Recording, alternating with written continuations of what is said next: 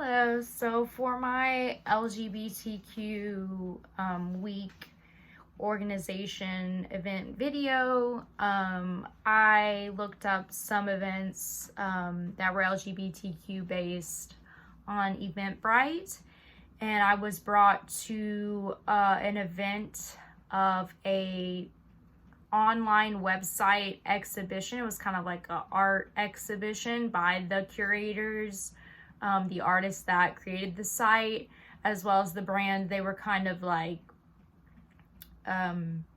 presenting it through. So this was Canadian based, as well as one of the artists was from Hawaii.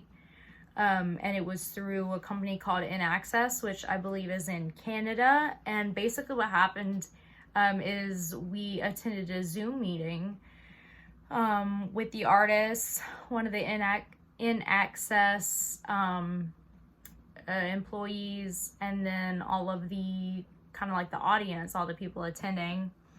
And they went through the exhibition and kind of explained the community guidelines as well as the works included, and just kind of went through the design of the website as well as the works and what they were supposed to represent. And then there was a discussion at the end. So they first, when we went on, they kind of just gave a little background, and then we went on to the site.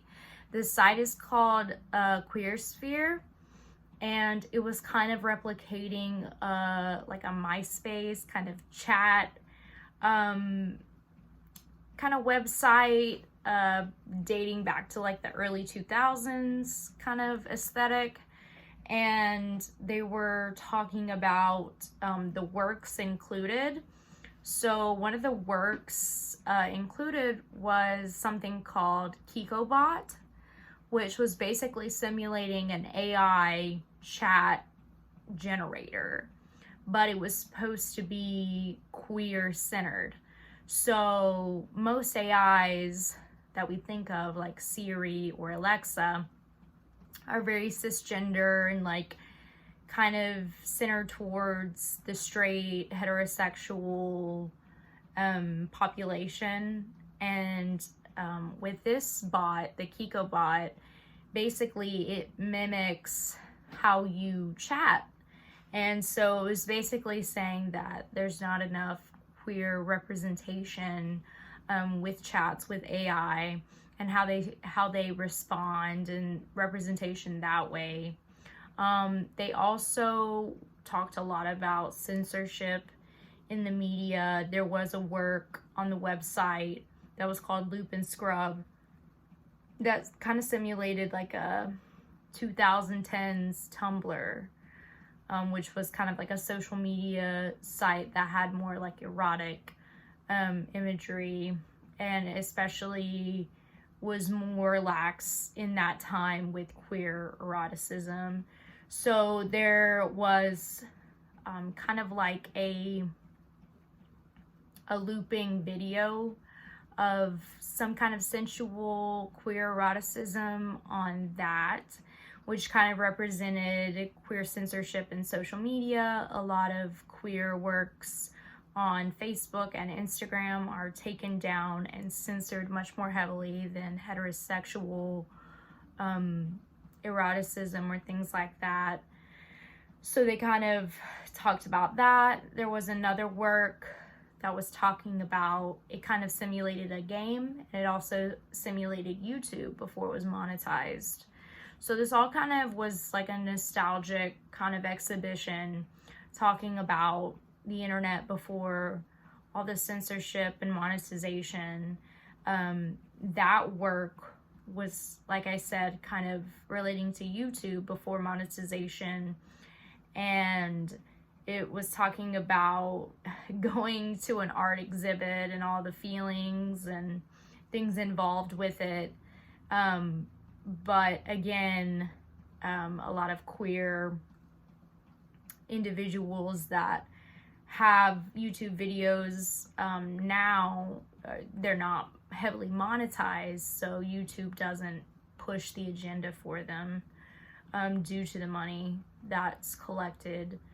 And I had a great experience. I actually contributed to the discussion after the tour was done, because they kind of posed questions about why do we have to, another thing that they talked about was like community guidelines, and like this was a safe space, and why do we even have to do that? Why do we have to objectify queer pain?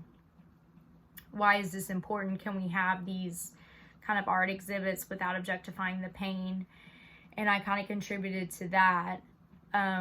But yeah, to me, it was like they had to have the community guidelines to even enter the site, because if they're letting pretty much anyone in anonymously, they could be letting in people that are, you know, they don't have the right intentions, or they're not queer, and they're trying to target queer people and attack them. And it's, you know, it's sad that there has to be such a notice of safety and guidelines, community guidelines, with these kinds of sites, just because of all the hatred and, you know, the lack of acceptance in mainstream culture. So yeah, it was a great experience, and I really took a lot from it, from the different works, from the whole tour, and just kind of illuminated the queer struggle online and how they're censored if they're not shown as having a monetary value. They're taken down, or they're not pushed forward. And yeah, just kind of illuminated all those reoccurring themes with queer individuals and the community. And I took a lot from the tour, and I especially enjoyed the actual artists that created the website being able to explain what their intentions were behind each work. And yeah, it's just, there's a lack of representation, and there's still so many problems associated with this kind of minority set of people. So it just kind of illuminated all of that in the queer experience online, and how it's still an issue for people to kind of express themselves in that way. So it was definitely very enlightening, and I took away a lot from it, from the Queer Sphere online exhibition, discussion by the curators, and the Zoom meeting. So that was what I experienced for this project.